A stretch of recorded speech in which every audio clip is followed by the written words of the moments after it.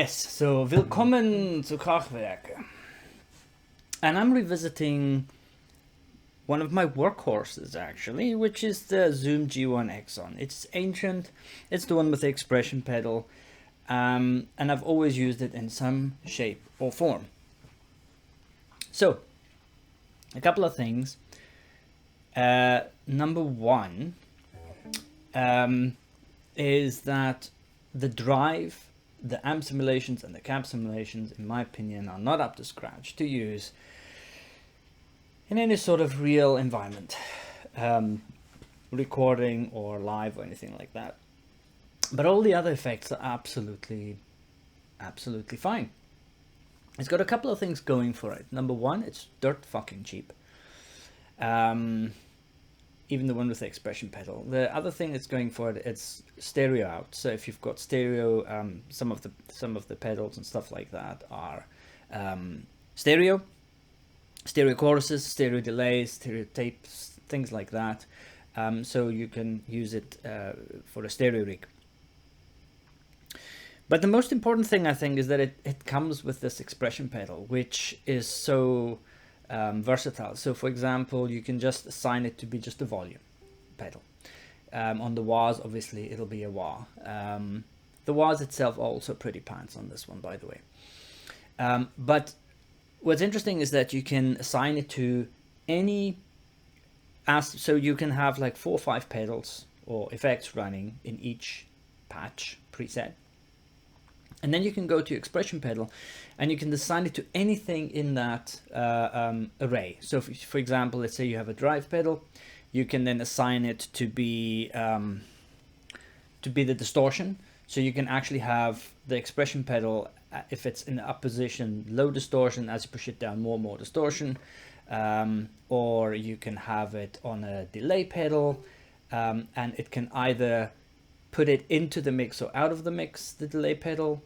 So the mix of the effect in the chain, or you can assign it to the speed of the delay, or the feedback, or the chorus depth, or whatever, or the vibrato rate, or its mix, or anything. So I find it really useful to use all the time. So before we fuck around with it a bit, I've used it on the board for exactly that. The fuzz pedals actually sound really good. They don't sound like proper fuzz pedals. They actually have the slight digitalness to them, but it actually makes it really, really gnarly. And I've actually got a video about it. I might link to it. Anyway, the point is, the way I've used it most of the time is actually for all the delays. It meant that I didn't need to buy like tons of fucking weird pedals, all the slicers and bit crushers and delays and choruses and stuff like that, because it's absolutely fine for that. And so I've used it on the board for a lot of these things, reverbs and stuff like that. And even the reverbs, I've set them up so that I can actually put it on a reverb channel, a reverb preset or a delay preset, and I just have the expression pedal flipped up. And if I want delay, I can actually blend it in as I want at that point in time. But it also, so that's one way that I kind of use it standard. Now, what I've noticed, it doesn't sound really nice. It does pick up from some pedal, it picks up that digital oscillation sometimes. And the way I've got it, I don't have that problem. I've noticed it sometimes if you put it in the effects loop, it does have, sometimes interferes, you get that weird kind of squealiness. Another good thing is going for it is that even with the boost full on, it handles it. So whatever kind of converters they have from the analog signal to the digital signal, it's got quite a bit of headroom. So if you can push it as much as you want, you don't get any kind of problems with it. There's another way I used to use it. So when we were recording to do the guide tracks, playing with the drummer, I did use this, and I've got another one which doesn't have expression pedal, so the guitarist can realistically play with an amp sim and all the effects through an amp sim straight into the recording interface, which means that you have a rough guide track, but you don't necessarily have amps blasting and interfering with the mics of the drum kit, that you don't have any of that bleed. Obviously, if that's what you want, that's what you want. That's not a problem. But it does make it useful for like recording purposes, to have like just basic cab simulations. Now, obviously, this is an old version, and they've got many new versions out. And as far as I understand, their amp sims and cab sims and all that has come a long way. So I'm talking about this one because this is dirt cheap and it's perfect for shoegazers. So a lot of people who like pedal boards, they like to, they like to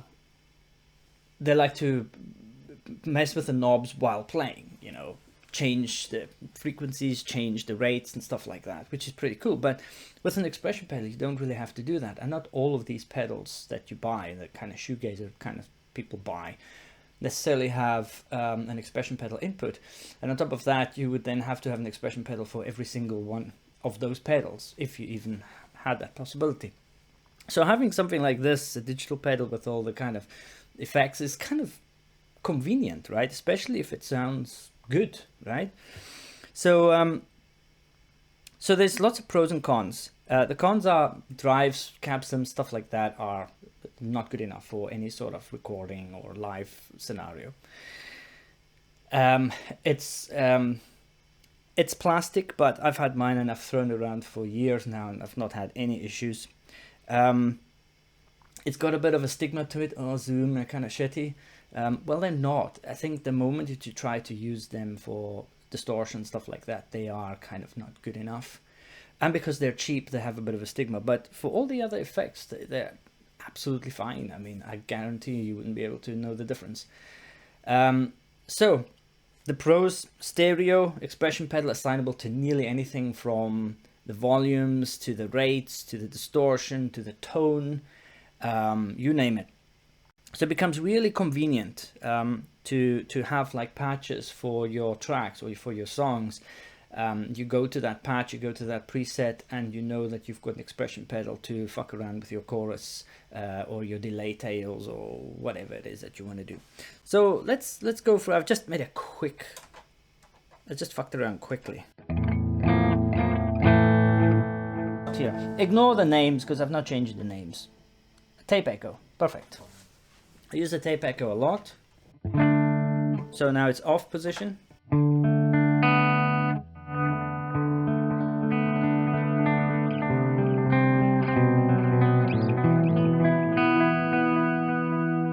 So I can blend it in.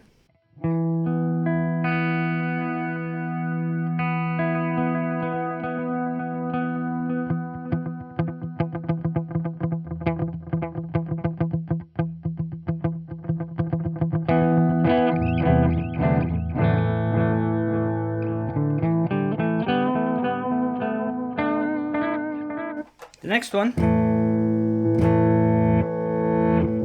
I've got one of those reverse echoes or whatever it is. What is it? Reverse delay.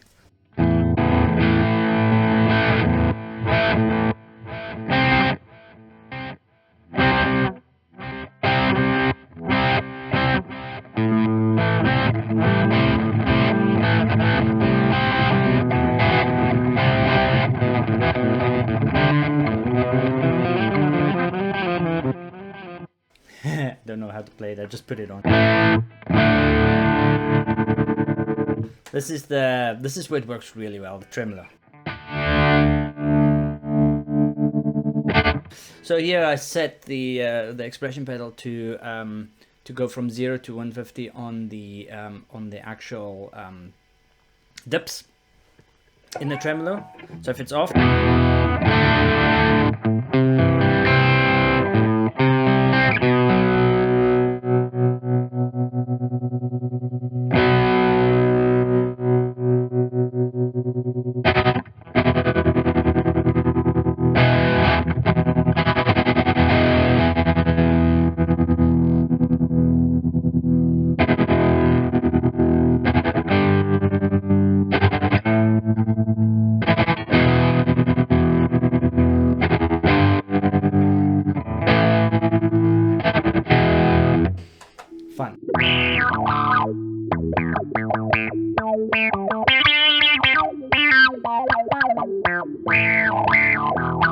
this is just to annoy folk.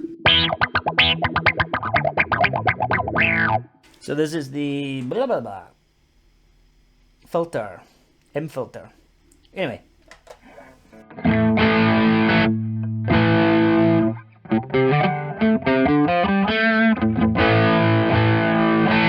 This is the chorus, I think.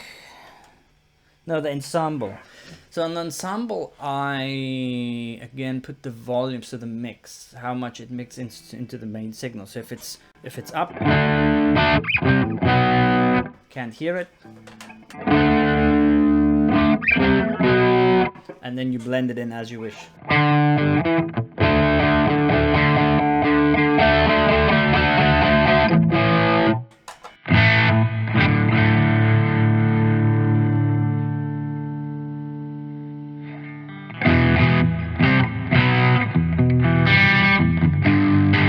Anyway, so I'll show you my patches. I have got a blank patch, which is just where I put it on, and it's a volume pedal.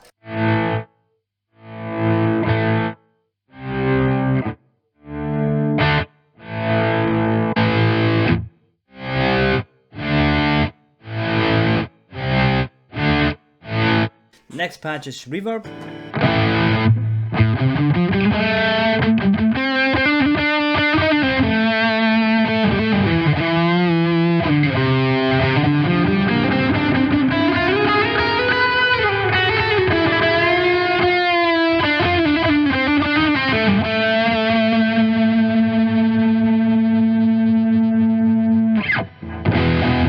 So, which reverb is this? The whole. Okay, the next one is the delay. So this is, again, it's a tape echo, and it's the mix, not the time that is in. But you can assign it to the time as well if you want.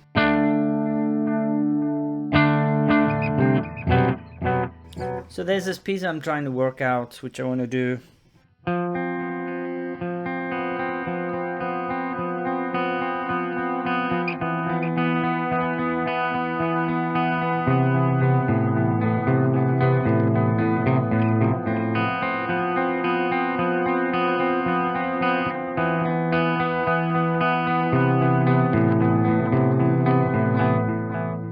And some of those pieces don't fit so well with the delay, so you can realistically play with your foot and those pieces, drop it out and put it back in if you want.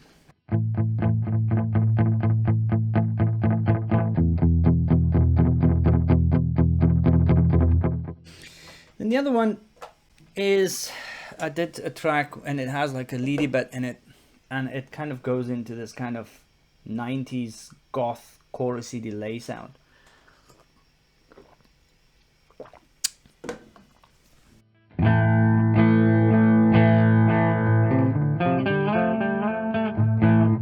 There's a slight chorus on this, so if we put the drive on, you'll hear it a bit better.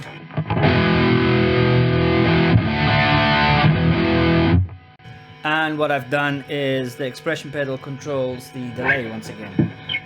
So the lead goes something like...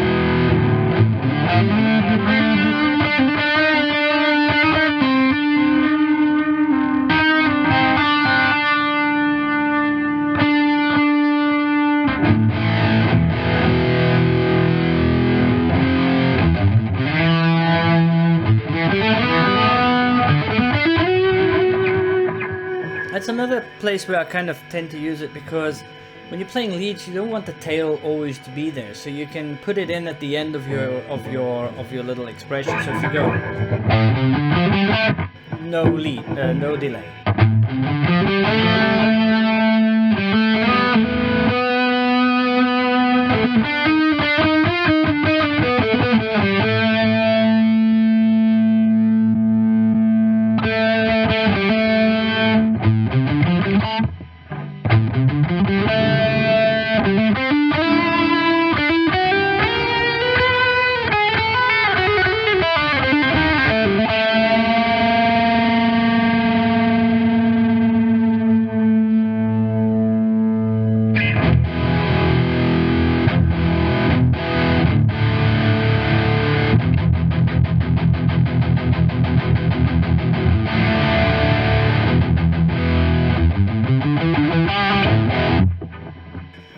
So it's a really cool way to control your effects if that's the kind of thing that you're after. So in my opinion, dirt cheap, best thing for shoegazers ever. The tone of the guitar that you hear today, I've used, this is actually going straight into the interface. And so the tone comes from the pedals, then it goes into, I don't know which amps I'm going to use it, most likely the Gerbert from Nailx, because I love the sound of that. It is a Dietzel amp, and then I'll use my own IR. So if you like the tone of the guitar, please go to Buy Me a Coffee. I'll have the links below and you can get them for dirt cheap and you'll be supporting the channel. So please like, subscribe, share, buy shit, buy me whiskeys and all that good stuff. And thank you very much.